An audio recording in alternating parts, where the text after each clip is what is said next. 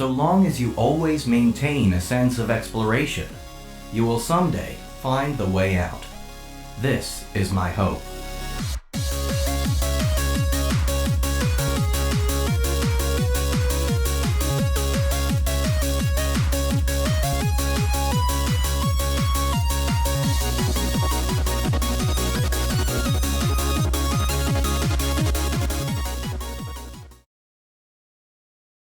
It seems to me, time and time again, that most of my favorite gaming and storytelling experiences have been through indie games. They have the most heart, attention to detail, and composition. If you're anything like me, and you spend too much time watching YouTube, then your first indie experience had to have been Cave Story. Created in 2004 by Daisuke Amaya as PC freeware, this 5-year passion project of his has spawned many ports, inspired countless developers, and charmed many fans. Welcome to Dekutsu Monogatari. So over the course of this project, I played the game a total of 5 times across its many ports. I've never played the 3DS port, but I have played the DSi, both of which aren't super mandatory to address. By the way, I played all these versions in reverse release order to see if anything in particular stuck out to me, but I will be discussing them in their chronological publishing release. So for the freeware release on PC, I decided to play with a keyboard. I know the freeware version supports gamepads, but I wanted to match my first time playing on my old laptop. So control-wise, you're a floaty little guy. Arrow keys to move, Z to jump, X to fire, A and S to scroll your weapons, Q for inventory, and W to check the map. After being so used to controllers, it was quite challenging to revert to this. It's extremely easy to get used to how Quote moves and how floaty he feels. The entire game is based around how he controls, so you're never at a disadvantage. The story begins with a green-haired man, Kazuma, sending messages over a PC looking for his sister Sue. The scene transitions with you waking up in a cave without any memory or information, so you leave the cave while avoiding the spikes, bats, and critters. As you head down the narrow passage, you find a sleeping man who you pilfer a gun from. Now you can defeat the creatures in the cave and get out. As you kill the monsters, you see them drop little EXP triangles. As you collect them, it fills up the level gauge for the weapon. If you take damage, they'll drop down in level. As you exit the cave, you descend upon 2 arguing rabbit creatures called Mimiga. Toroko has locked her family's house to keep King from entering and refuses to give up the key. You see, King wants to get hold of Sue. He believes that she's an outsider and is what the doctor is after. The doctor is a man that has been coming to the village, wreaking havoc and abducting Mimiga. Toroko refuses as she considers Sue her friend. We follow Toroko to see what is going on when a giant box creature and a floating witch appear. They abduct Toroko, convinced that she is Sue, and fly off. We report back to King and Jack about Toroko. We start looking for ways to get into Toroko's house, so we explore the village. As we climb around, we find a farm run by Sandame. He explains that the Mimiga eat flowers, but not red ones, as red ones will cause them to die instantly. What really happens is that Mimiga enter a frenzy mode, grow in size, and attack viciously. As you explore further, you find a cemetery with many mushroom creatures hopping about. At the apex of the cemetery, you find a large gravestone and a sparkling object. The gravestone is honoring Toroko's brother, the Mimiga hero, Arthur, and you find a key to his house on the ground. We had learned that Arthur was a great protector of the other Mimiga, even defeating a terrifying red ogre that had attacked the village. He was killed by the doctor when he arrived and tried to drive him off. When you arrive at Arthur's house, you see a bed with red petals littered on the floor. I like to believe that this implies Arthur had tried to fight the doctor by ingesting the red flowers and had died anyway. This would give the doctor further proof and motivation to abduct Mimigas and obtain the red flowers. While exploring, we come across a large, frenzied Mimiga, Igor, fighting with a small Mimiga in a blue shirt. This is actually Sue, and we see her get abducted and taken off. As we poke around the abandoned halls, we come across a room full of PCs that monitor the eggs. Again, we find more red petals around the bed, which leads me to believe that Igor once watched the eggs. When we disable the force field blocking us off from rescuing Sue, we encounter and defeat Igor. He shrinks down in size and collapses. We find Sue unconscious in the next room. After awaking her, she checks the statues of the egg and takes off.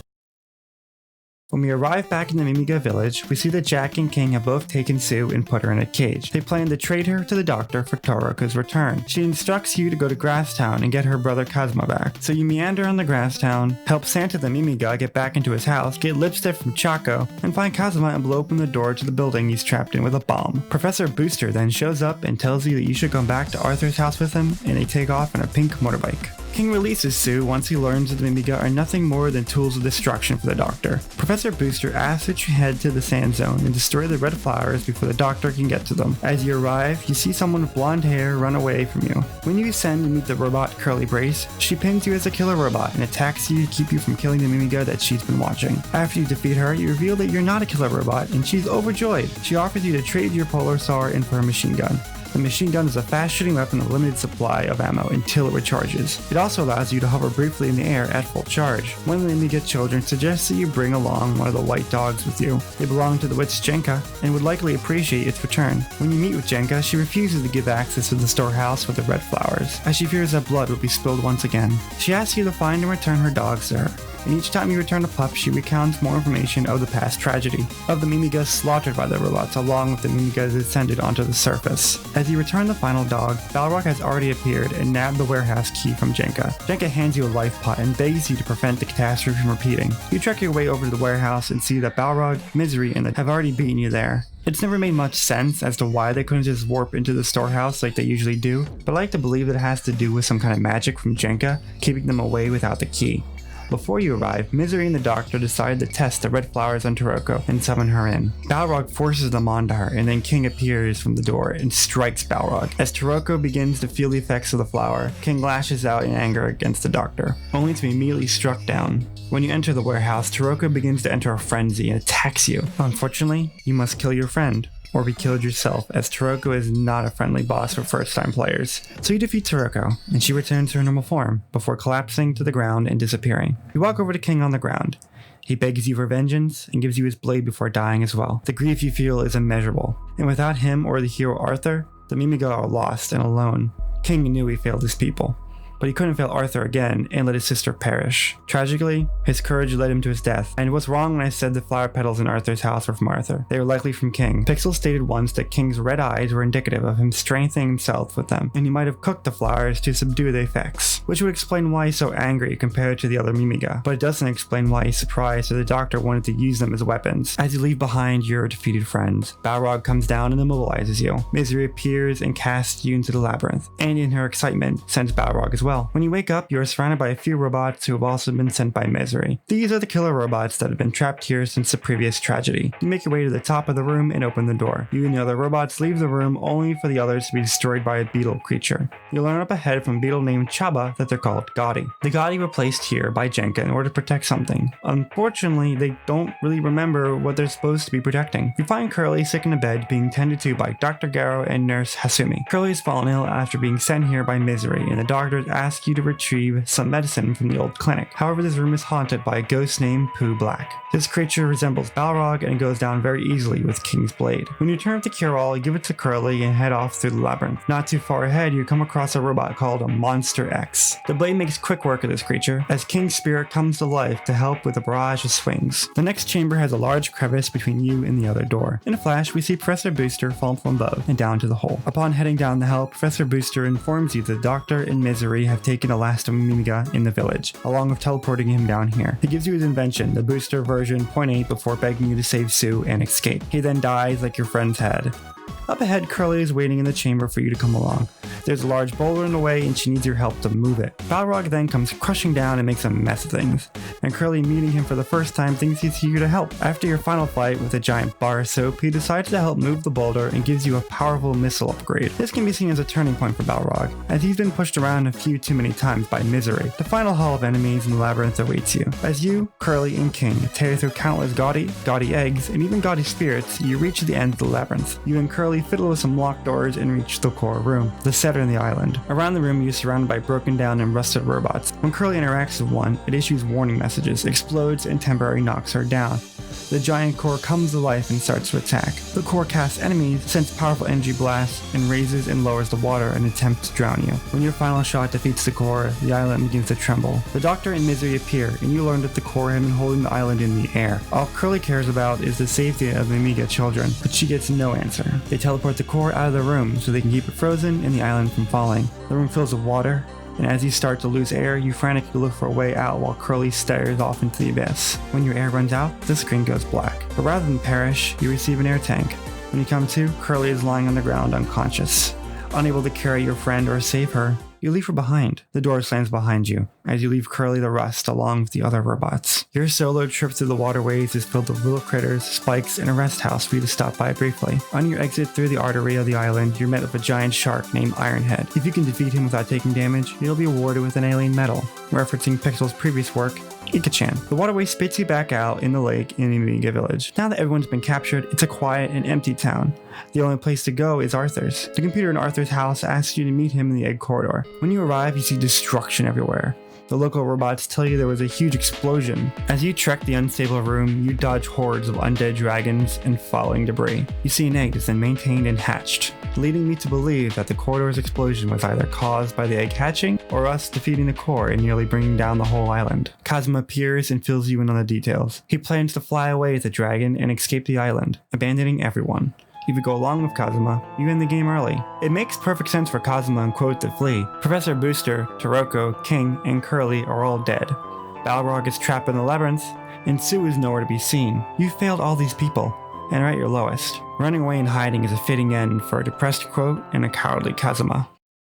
But Quote is stronger than that. He promised King and Jenka that the tragedy wouldn't repeat. After dismissing yourself from Kazuma, you climb up the scenic outer wall. The relaxing moon song plays as you lift yourself up and scale your latest obstacle. When you reach the top, you meet a Mimiga named Ito. He explains that he was transformed into a Mimiga by Misery and has come here with Sue, Kazuma, Professor Booster, and the Doctor. He mentioned that Sue's mother, Momorin Sakamoto, was around somewhere, but he hadn't seen her. You then explore the plantation that the Doctor has set up. The Doctor is forcing the Mimiga to farm red flowers, and either oppose him or throw him in jail. Some Mimiga have actually started following the Doctor, as they don't have any leaders anymore. He simply could tell them that the robots are back to kill them as a manipulation tactic. As you explore, you come across Kenpachi, the fisherman Mimiga that you had met in the village. He says he's taking a break and going fishing, and suggests you come by. If you come check on him, he says he's fished up something and gives you a key. This key is to the teleporter room nearby. Upon trying to interact with the teleporter, you get ambushed by a guard and thrown into jail. When you awaken, the only one in jail with you is Mahen the Mimiga. You learn that Sue was here along with Jack, and several other Mimiga that had stuffed a letter into your pocket. The letter in your pocket outlines why the Sakamoto family had come to the island. They had come as a research team, and the Doctor had come to be their medical caretaker. When he got a hold of the Demon Crown, he changed. Now he plans to rule the Earth from the island, using it as a base. Sue's letter instructs you to find and help her mother and gives you a password to the safe house. Once you find Momorin, she gives you instructions on how she plans to reach the Doctor. You prepare a rocket to launch yourself right to the top of the island. Before you leave, you see that all the Mimiga had disappeared.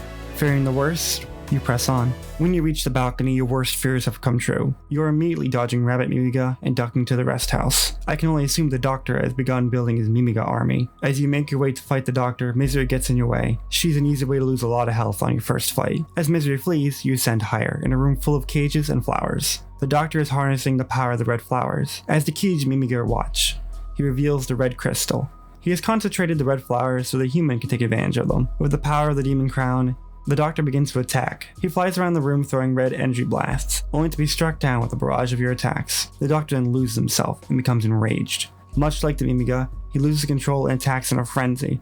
The Muscle Doctor deals massive damage, but is quickly done in by unloading all of your super missiles into him. The Doctor screams in pain as he dissolves into red particles that dissipate from the room. The caged Mimiga are overjoyed. Chakra the Mimiga compares you to their hero, Arthur. As you reach the pinnacle of the island, you're greeted with a long corridor with a frozen core at the end. Misery appears before you with Sue and tries to strike a deal. She says that you can all leave if you promise to never return. She knows it's over as her master, the Demon Crown Wearer, has been killed again. However, it's not that easy for Misery. That Misery shall not dare defy her master, as the red particles return along with the red crystal. The Doctor's malice combined with the power of the red crystal causes him to possess not just the core of the island, but to give both Misery and Sue wicked forms. The undead cores become one with the Doctor, and he won't allow you to escape alive. You jump from core fragment to core fragment, waiting for the Doctor to show his face so you can fill it with bullets. During the fight, Sue spins around and tries to disrupt you while Misery casts bats and critters to knock you down. Fortunately, these monsters are excellent sources of health drops. When you've defeated the core and the Doctor's life has been extinguished, the island begins to shake. Misery and Sue return to their original forms and you start to escape. As the island starts its ascent, Ito and Momorin start the helicopter and take off. You and Sue make it outside and see there's no helicopter anymore. You run to the end of the platform and make a jump for it. As you descend, the game shows you one final look at the inhabitants of the island along with Curly's rusting body. The floating island crashes to the earth. The island is no more, and the same tragedy will never be repeated. As you fall towards your death, Kazuma comes to the rescue and saves you and Sue from near death. Sometimes he isn't the most useless brother. So that's Cave Story. This is your adventure on your first playthrough. The tragedy is a bitter story of you leading the Sakamoto family home.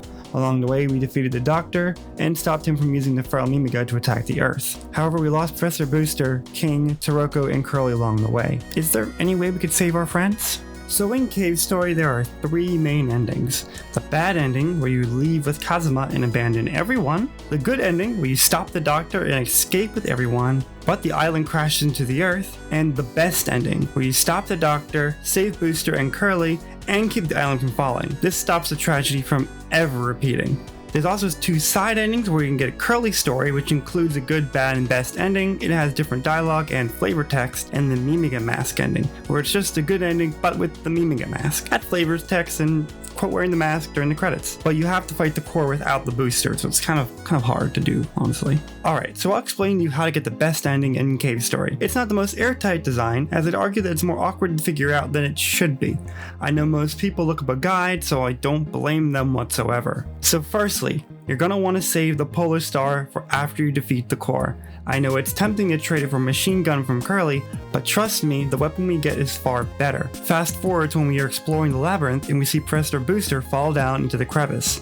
Don't try to save him, don't talk to him, and don't get the booster version 0.8. You won't be able to reach the health restore box above you, so you'll need to save, be frugal with health, and grind for drops a little. To jump the gap, get a running start and jump from this red line here.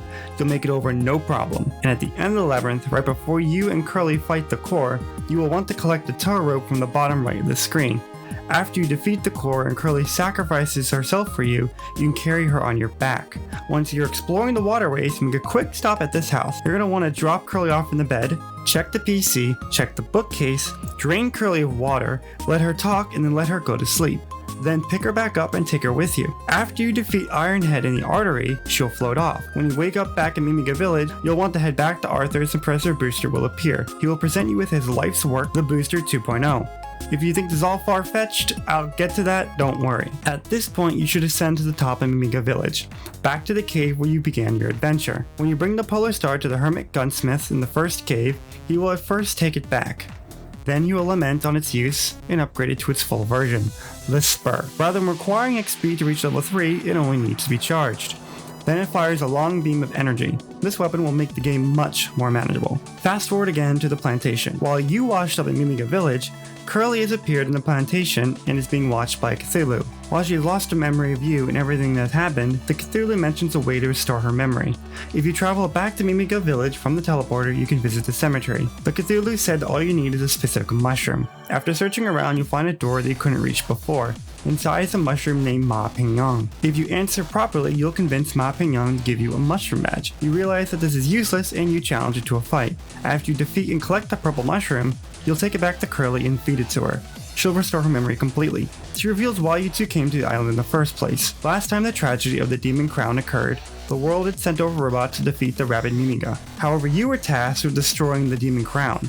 You were successful in stopping them, but you were also both defeated in the process and lost your memories. As the Demon Crown will endlessly be recreated after its master is defeated, Misery and Balrog will forever be bound to the crown. After telling you this, Curly will give you the Iron Bond, an item symbolizing your unbreakable friendship with Curly. When it comes time to defeat the Doctor, you must first take on the last cave. However, this time the cave is much more challenging. This hidden cave has more spikes, enemies, and heavy presses. The guard protecting the exit is none other than the Red Ogre. This was the creature the hero Arthur had driven away from the Mimiga. Defeating the Ogre will give you a medal and further drives the connection between you and Arthur. After which you'll need to defeat Misery and the Doctor as usual, and rather than escaping with Sue, you should return to the prefab house. There will be a hole in the floor and the bed will be split. Make sure you save your game before diving into the depths. At the bottom of the hole, you'll find the blood-stained sanctuary. The hall will feel like a literal run of hell. You'll need to use everything you've learned to best this game's final trial. Curly has also found herself here and will happily tag along for your last adventure. I suggest taking the time to grind up your super missile along the way for the final fights. As you dodge boulders, boots, and mesas, a voice will tell you the tale of Balos. He was a powerful mage that loved his family and community. So much so that they loved him more than their own king. Jealous, the king had him imprisoned. In his anger, Balos destroyed the kingdom. His hate consumed all, even taking away his own son. As a punishment, his sister Jenka imprisoned him to the island, as she couldn't bear to kill her only brother. Seeking power, Misery and Balrog convinced their uncle to create the Demon Crown. However, he caused them to be eternally bound to the crown. serving anyone who uses its power. Like Jenga, Balos has his own dog. He appears before you confront him and asks you to kill his master, as the demon crown will forever be created unless he's defeated. When confronted, Balos laments on his misdeeds and demands you kill him, or he will kill you. After struggling through 4 boss phases, Balos will finally be defeated. After he's defeated, the island stops falling, as Balos' thirst for his own death was dragging the island down to crush him with the weight. Jenka had created the core to keep it all afloat. With his dying strength, Balos attempts to crush you with the walls around you. Balrog crashes through the ceiling and saves you. Misery and him are grateful that you have freed him from their curse. After thinking about what to do now, Curly suggests that he live somewhere calm with a nice view. Of course, Balrog is invited as well. It's a happy ending for the island, with the exception of Mimika we couldn't save. Okay, the process of getting the ending seems kinda cryptic. Let me lay out what I feel is a good argument for the best ending and what is a bad argument. If you return without the Polar Star to the gunsmith, he will lament that he wishes that it wasn't stolen and that he could have finished it. The rest house has a note from Booster saying he's almost finished version 2.0, and the teleporter in the cavern says only a skilled electrician could finish it. It's pretty straightforward to fix Curly in the waterway house. If you don't fix her, she will float away after the Iron Head fight with a message. If you fix her and leave her there, it's safe to assume that she can't escape without her air tank and is stuck there. The Cthulhu at the plantation does mention a mushroom will heal Curly's amnesia. Curly arrives there from the waterways leading her there while you're spit out in Mimika town. The only place with the mushrooms have been the cemetery. The door to Montpignon was previously out of reach but is now easily accessible. Here are my arguments against the best ending. The cavern gap where Booster falls is an awkward jump if you don't stand at the right spot. It wants to make sure that first time players talk to Professor Booster, but doesn't really help returning players find the best ending. This could be argued as good game design, but I still find it cryptic. I would interpret the given information as, we gotta save Booster, not, let's just ignore the old man. He'll find the drive to get up and escape. The tow rope is kind of easy to miss and isn't available after you beat the core. Fixing Curly is simple, but it's easy to mistake to leave her in the waterways thinking that's what you're supposed to do. On top of that, getting an iron bond is easy to forget after saving Curly. You might not even know it exists if you don't keep talking to her. The entire game is based on you playing the game over and over again to get the information you need to do the best ending. But it's counterintuitive as getting through Grasstown and the Sand Zone are a massive grind and slow the game down while it tries to teach you more about Code's mobility, but these areas are very effective on the first playthrough. So yeah, it's somewhat a mess, but you can use your judgment based on the information. Again, no shame in a guide, honestly. Another gripe I often hear about is the difficulty spike. While the path to the best ending is cryptic, the ending challenge is actually pretty earned, and the game does teach you everything you need to know properly. So the first cave. The death spike everyone runs into and immediately dies on. It's just a good way to teach you to tiptoe around and pay attention. 2. This whole cave is getting used to the jumping physics. The egg corridor. This corridor is very good at teaching you that enemies have mass and knockback, and you can also stand and ride on them. Granted, you still take damage. Grasstown. This fireball is extremely effective against enemies and both Balrog fights. The way they travel results in more damage than bullets as they bounce off things. The backtracking of Grasstown and the Sand Zone make you accustomed to the game's floaty jump physics. But again, on returning playthroughs, this is very tiresome. Sand Zone. The bubble line is very effective at cleaning out many enemies on screen and creating a barrier around yourself. Labyrinth makes effective use of Blade level 3. It does massive damage to swarms of Gaudy. This is very strong against Monster X's first form. Also, you can get this power up right here without a booster or machine gun bite bouncing off for critter. The last cave demands that you know how to use the booster 2.0 properly. You will not make it past these lines of heavy presses otherwise. This first trial of the Bloodstained Sanctuary is the easiest to die on. It being first gets you used to relying on the booster 2.0. The final bosses aren't that bad, as the game already wanted you to have multiple playthroughs in the first place, and you'll learn their patterns. Do want to mention though, this Hall of the Flying Blocks, complete RNG. Nonsense. I lose most every time. I feel like it's terrible. Okay, so differences. I mentioned that I played through most of the releases for this video, so I'll just make some quick highlights. You can find all the version differences on the Cave Story Wiki. The biggest release was in 2010 on the WiiWare. If you haven't played the freeware game, this is where many people played the game for the first time. When Nicalis published this game, they added the new soundtrack, new difficulty options, new sprite work, controller options, and a boss rush mode. The boss rush mode is excellent, as boss fights are the highlight of the game. I'd also like to call attention to the translation update. While the original game was translated by a group known as Aeon Genesis, this game was translated by Nicalis. Most of the game gives off the same tone and information, which is how translations are supposed to work. But I think Nicalis did a good job of fixing Misery. Her speech patterns in the Aeon Genesis were strange and didn't really fit her character. The Doctor, however, has a different situation. In the Aeon Genesis translation, he comes off as more patient and sinister, while the Nicalis translation makes him seem more prideful and power-hungry. This is all interpretation, of course. Nicalis then went on to port it to the DSi, but there wasn't anything of major of note added, so moving on. Cave Story 3D was supposed to be released not long after Nintendo launched the 3DS, but there were numerous delays. In the meantime, Nicalis released Cave Story Plus for Steam in November 2011. This version took everything from the WiiWare port and touched it up a bit, adding achievements, new challenge modes, and a whole new level, the Wind Fortress. The Wind Fortress was a level you could take on one of Pixel's originally unfinished levels and defeat a bunch of curly robots and a machine. Nothing canon here. When Cave Story 3D was finally released late November, the game was met with many critical remarks. It featured much of the world in 2.5D style, while also playing with the new stereoscopic 3D tech that Nintendo was pushing on the Nintendo 3DS. It was a smart move by Nicalis, yet a new port of an established hit on Nintendo's new system. Add a shiny coated paint to it, the 3D aspects add a lot of much appreciated depth to the levels, along with panning cameras and even new rooms in levels. There was a lot to take in.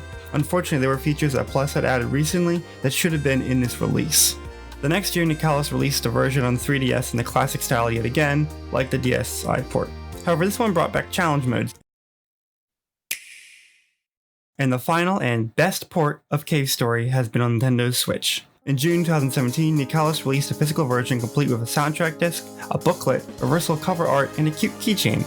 I was so excited for this game, I reserved and purchased a copy before I even had a Switch.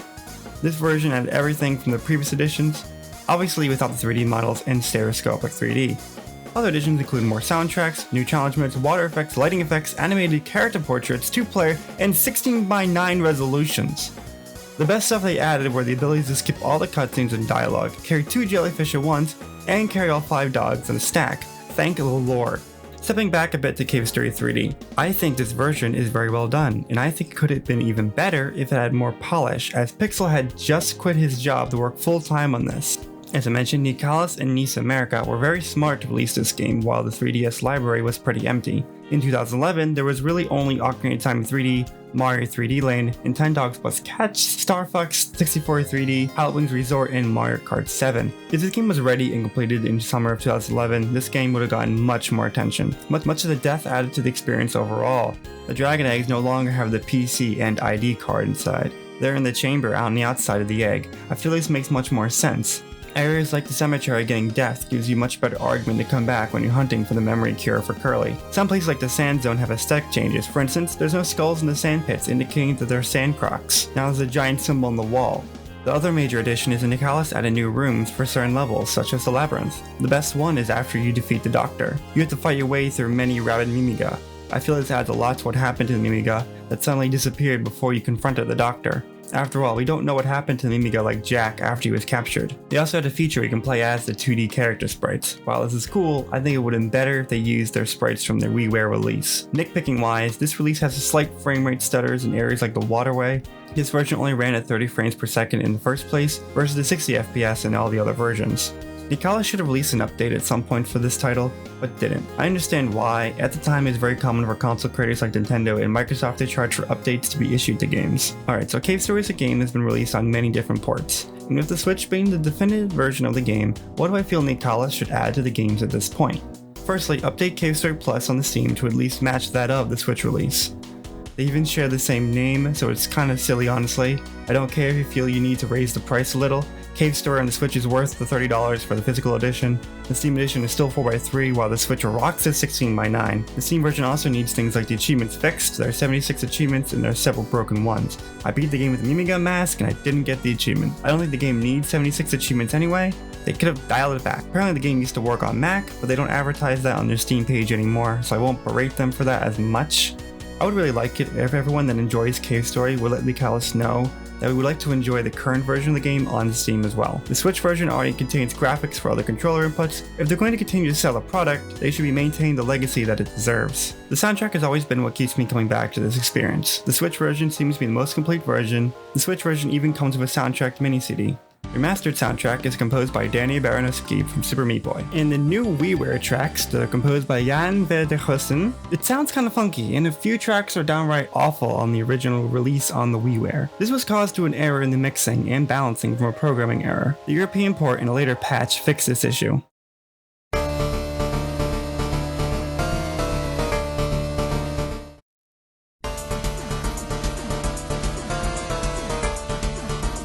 The background sounds kind of feel more attenuated than usual, and they also pick up into a stronger sequence a little bit into the song, adding for more engagement. My favorite is Labyrinth Fight. The family tracks are composed by RushJet1, who also composed PewDiePie's Tuber Simulator. This version sounds more 8-bit, or as if it were on the Famicom or NES. And finally, the Ridiculum, music written by Matthias Bossi and John Evans from The Binding of Isaac. It's a very fun reimagining, performed by metal band Ridiculum. The last thing I wish to discuss is the legacy of Cave Story. Daisuke Amaya's 5-year passion project accumulated into one of the most well-known indie games ever produced. I would like to do another video covering all of his other works. Nowadays, Nicalis loves to publish Pixel's characters into their games, the most recent being Blade Strangers and Crystal Crisis. They also often tease little jokes and models of Cave Story characters on their social media pages. It's very clear they wouldn't be against working with Pixel to make another sequel, but I honestly wonder if they have the resources or ability to handle it. I would imagine they would be intimidated after the critique from Cave Story 3D.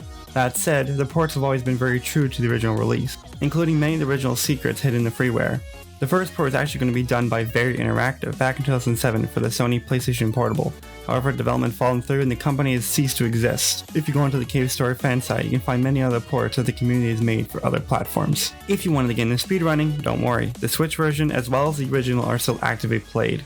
There is even a run of the freeware version at this year's Awesome Games Done Quick. Here he's just going to be damage boosting off of a bat and abusing the fact that when you pause the game and unpause, you reset your invincibility frames and damage boost again. I'd like to leave you off the character Tetsuzo Kamadani, the Hermit Gunsmith. When you return your pilfered Polar Star, he laments how much you cared for his weapon, that he believed you should only use a weapon you created yourself. He tells you, as long as there is someone who appreciates the work you involved in creation, the effort is time well spent.